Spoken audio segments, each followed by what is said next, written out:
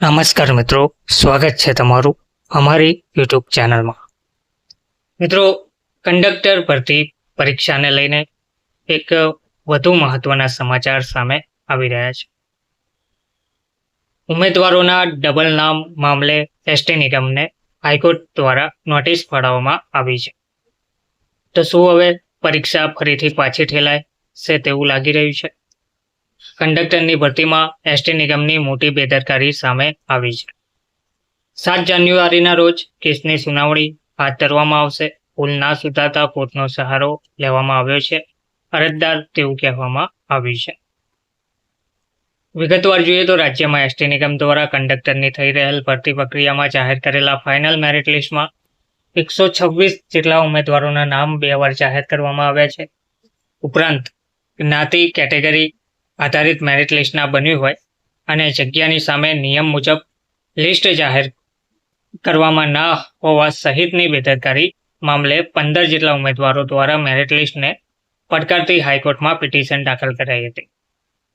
જેમાં નિર્જર દેસાઈએ નિગમને નોટિસ ફટકારી છે કે આગામી 7 જાન્યુઆરીએ કોર્ટમાં વધુ સુનાવણી હાથ ધરાશે. તો ગુજરાત વાહન વ્યવહાર નિગમ દ્વારા ઓગસ્ટ 2023માં કંડક્ટરની 2320 જગ્યાઓ માટે ભરતી પ્રક્રિયા શરૂ કરવામાં આવી હતી, જેમાં 1.44 લાખ ઉમેદવારો દ્વારા ફોર્મ ભરવામાં આવ્યા હતા.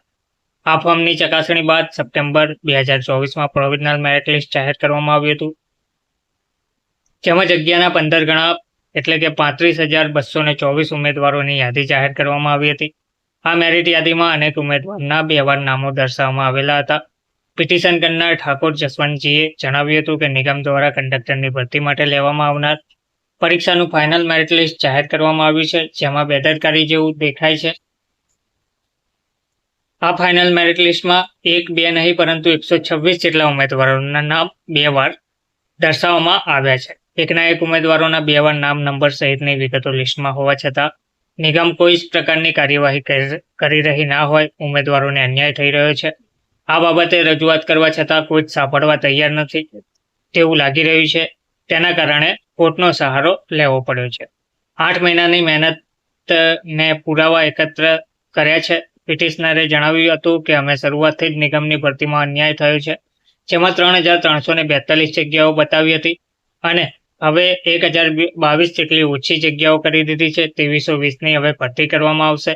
હવે આ 2320ની ભરતી માટેની પ્રક્રિયા જે ચાલી રહી છે તેમાં ફોર્મ ભર્યા બાદ પ્રોવિઝનલ મેરિટ યાદી જાહેર કરાઈ હતી. તેમાં કેટલાક ઉમેદવારોએ ટકાવારીના બદલે પર્સન્ટાઇલ બતાવીને લિસ્ટમાં આવી ગયા હોય તેવી શંકા સેવાઈ રહી છે, જેથી રાજ્યના 15 ઉમેદવારોની ટીમ બનાવી ભરતી અંગે આધારભૂત પુરાવા એકત્ર કરવામાં લાગ્યા હતા. 8 મહિનાની મહેનત છેલ્લે સંપૂર્ણ પુરાવા મળતા કોર્ટમાં જઈને ન્યાયની માંગણી કરી છે. તો હવે કંડક્ટરની ભરતીમાં એસટી નિગમ દ્વારા જે બેદરકારી જોવા મળી રહી છે તેના કારણે ઉમેદવારોના ડબલ નામ મામલે એસટી નિગમને હાઈકોર્ટે નોટિસ પણ આપી છે. હવે પરીક્ષા પણ પાછી ઠેલાય તેવું જોવા મળી રહ્યું છે. ધન્યવાદ.